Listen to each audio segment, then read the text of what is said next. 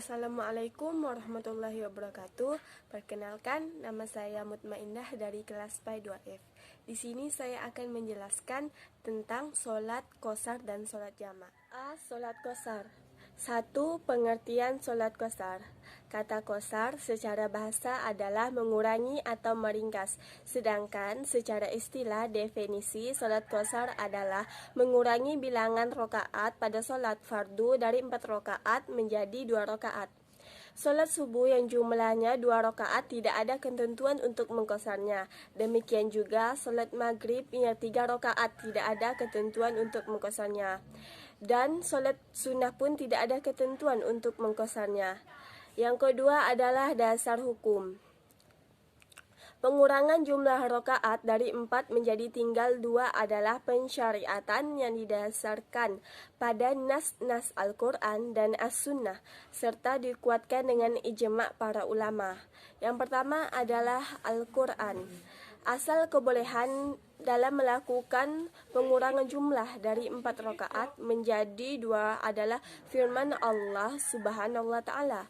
Allah Subhanahu wa Ta'ala berfirman di dalam Al-Quran Al-Karim tentang keringanan bagi orang yang sedang dalam perjalanan untuk mengurangi jumlah bilangan rakaat solat. Dalam Quran Surah An-Nisa ayat 101 yang artinya berbunyi, dan apabila kamu berpergian di bumi, maka tidaklah berdosa kamu mengqashar solat. Dan jika kamu takut diserang orang kafir, sesungguhnya orang kafir itu adalah musuh yang nyata bagimu. Yang kedua adalah As-Sunnah. Penjelasan dari As-Sunnah menegaskan bahwa solat qashar ini bukanlah hanya terbatas pada keadaan perang saja.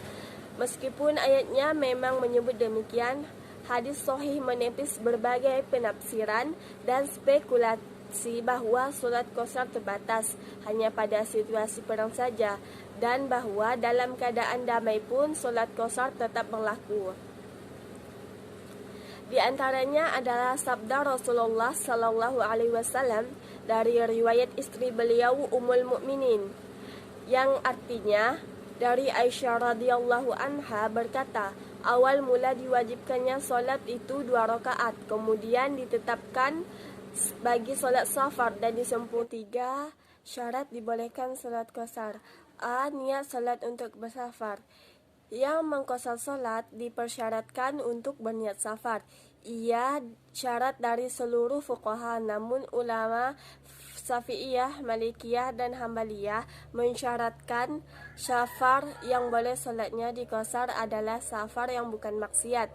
Yang ingin bermaksiat saat safar tidak boleh mengqashar solat, seperti perampok jalan, karena keringanan tidak bisa diperbolehkan oleh pelaku maksiat.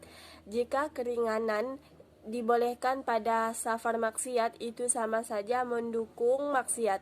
Yang kedua, sudah keluar dari bangunan terakhir dari negeri.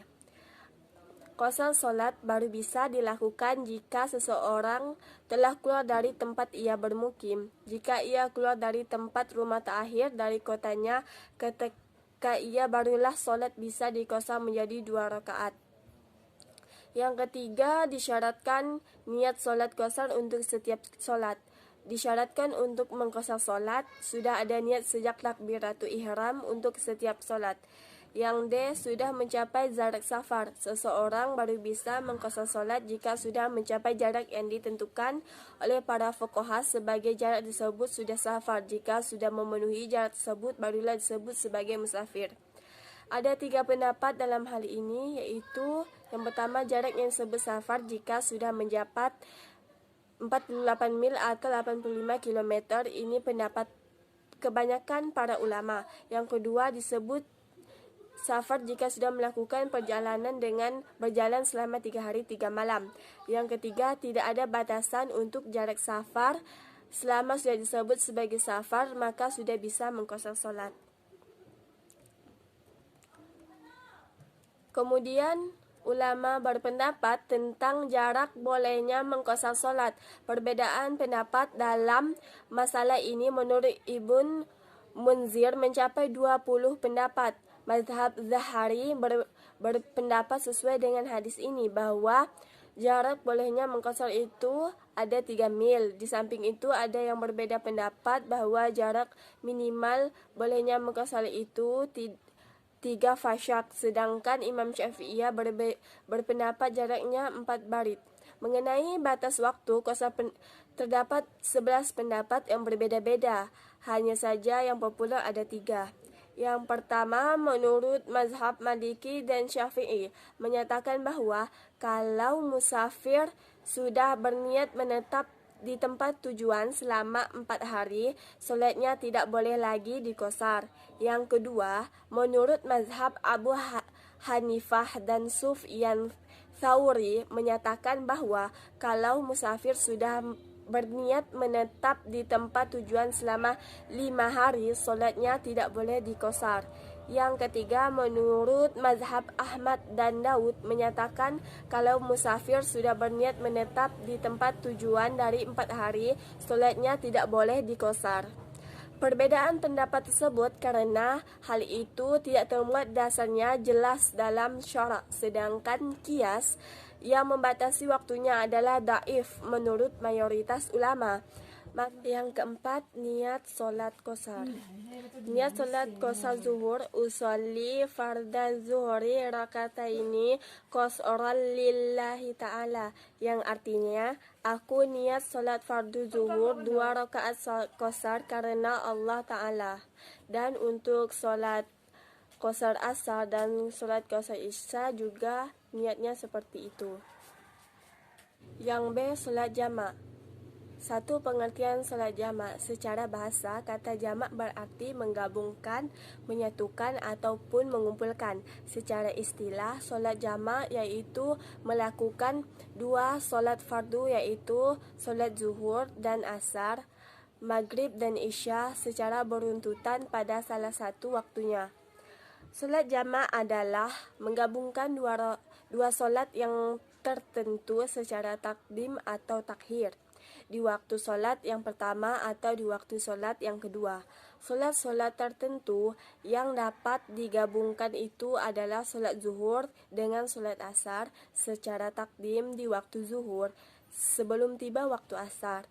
Solat zuhur dengan solat asar secara takhir di waktu asar, yaitu dengan melaksanakan solat zuhur bersama solat asar ketika waktu zuhur telah berakhir. Kemudian solat maghrib dengan solat isya secara takdim di waktu maghrib, yaitu dengan melaksanakan solat isya bersama dengan solat maghrib sebelum tiba waktu isya. Dan melaksanakan solat isya dengan solat maghrib ketika waktu maghrib telah tiba. Hanya keempat solat waktu itu saja yang dapat dijamakkan, sedangkan untuk waktu solat subuh tidak boleh sama sekali dijamakkan.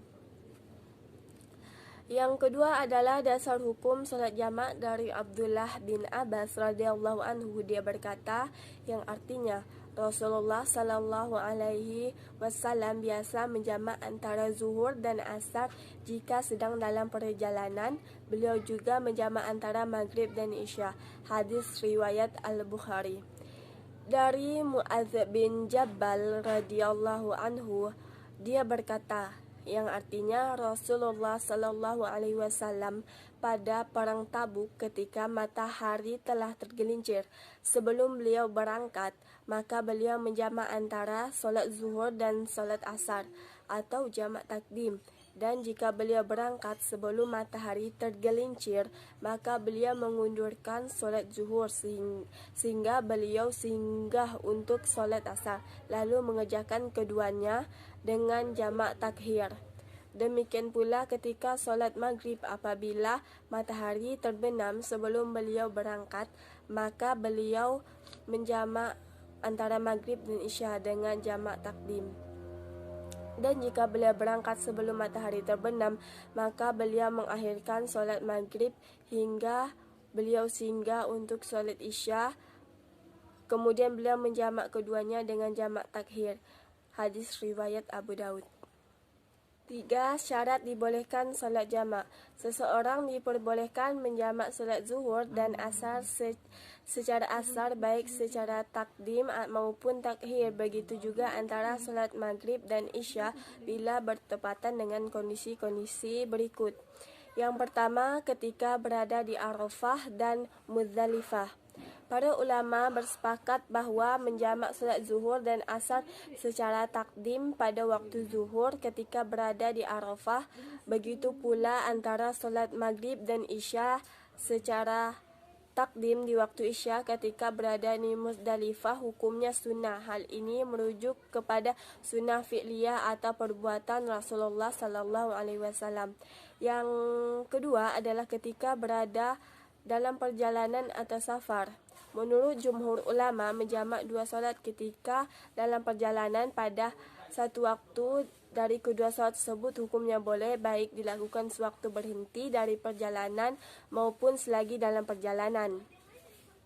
Muaz meriwayatkan bahawa sewaktu perang Tabuk, Nabi SAW selalu menjamak solat zuhur dan asar bila berangkatnya sesudah tergelincir matahari. Tetapi bila berangkatnya sebelum matahari tergelincir, beliau mengakhirkan solat zuhur dan menjamaknya dengan solat asar. Begitu pula solat maghrib. Jika beliau berangkat sesudah matahari tenggelam, beliau menjamak solat maghrib dengan isya. Tetapi jika berangkat sebelum matahari tenggelam, beliau mengakhiri solat maghrib sampai dengan datang waktu isya dan menjamaknya dengan solat isya.